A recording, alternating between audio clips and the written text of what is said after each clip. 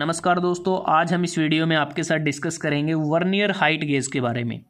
Vernier height gauge fitting shop या machine shop में इस्तेमाल होने वाला मार्किंग टूल और मेज़रमेंट टूल होता है।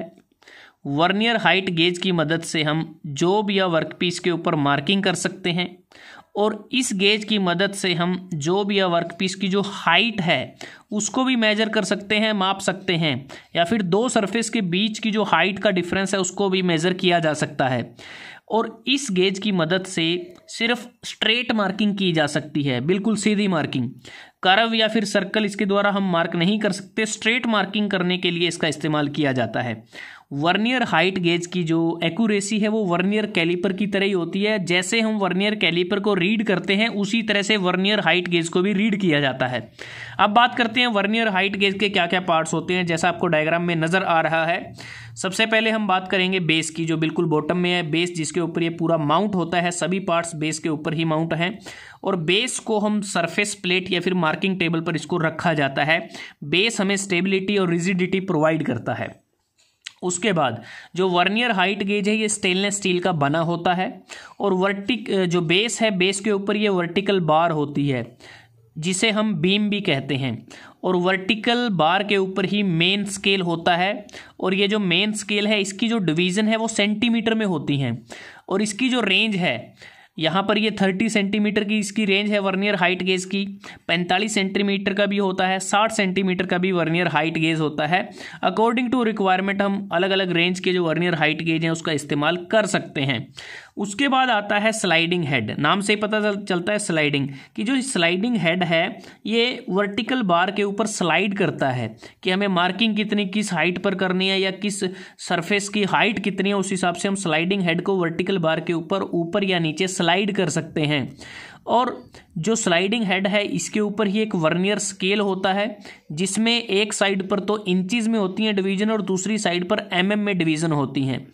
और इस पे देखें दो लॉक नट इस पे लगे हैं। यहाँ ऊपर एक एक्सिलरी हेड है। लॉक नट की मदद से हम इसको डिजायर्ड पोजीशन पर लॉक कर देते हैं। उसके बाद अगर हमें थोड़ा बहुत चेंज करना है डायमेंशंस में तो हम फाइन एडजस्टमेंट स्क्रू की मदद से थोड़ा चेंज कर सकते हैं। स्लाइडिंग हेड के साथ यहाँ पर ब्रैकेट लगा होता है और ब्रैकेट जो है उस पर एक क्लैंप लगा होता है। क्लैंप के ऊपर एक क्लैंपिंग स्क्रू होता है और इस ब्रैकेट में हम अलग से जब हमें मार्किंग करनी है या हाइट मेज़र करनी है अलग से जा को इंसर्ट किया जाता है। उसे हम कहते हैं स्क्राइबिंग जा। स्क्राइबिंग जा को हम इसमें क्लैंप में इंसर्ट करके क्लैंपिंग स्क्रू की मदद से इसको टाइट कर दिया जाता है। स्क्राइबिंग जा को हम ऑफसेट स्क्राइबर भी कहते हैं। और इसके आगे की जो टिप है जिसको मार्किंग के लिए इस्तेमाल किया जाता है वो कार्बाइड टिप होती है। उसकी हार्डनेस बहुत ज़्यादा होती है और वो जल्दी से वियर भी नहीं होता, तो मार्किंग करने में इसका इस्तेमाल किया जाता है।